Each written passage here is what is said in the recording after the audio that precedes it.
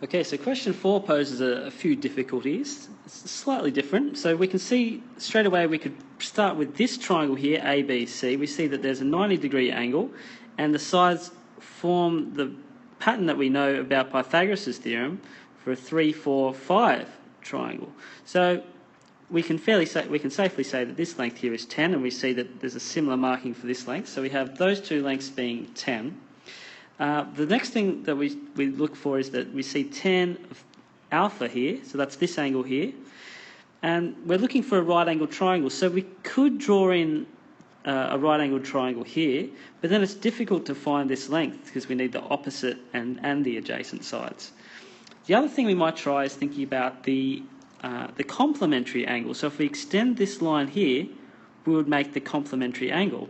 But by doing that, we could also generate a line parallel to BC here, which would mean that this is 90 degrees parallel. But now that we've done that, we see that because these lines are parallel, this angle here is also equal to alpha because they are interior alternate angles.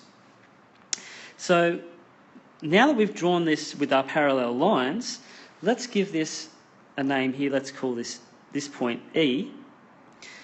And we can see that we now have some similar triangles. We can say that ABC, triangle ABC, is similar to triangle AED.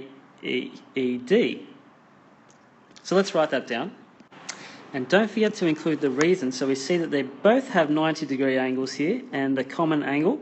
So the reason that they're similar is that because of two angles equal, which means the third angle must also be equal. And we also see, because of these markings, we know that we have a ratio. So these equal markings here mean that also the same proportion must happen for these corresponding sides. And so the ratio is in fact 1 to 2.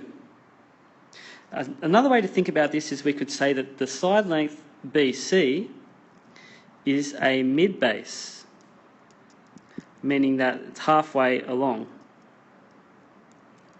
So joining the midpoints of either side, which means that the corresponding length ED must be double this length of 8, so it must be 16.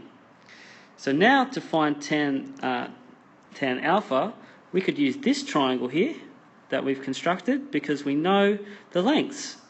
This one here was 6. It's been slightly obscured, but it does say 6 on the diagram, and we know that these are equal measures here because of the similar triangles.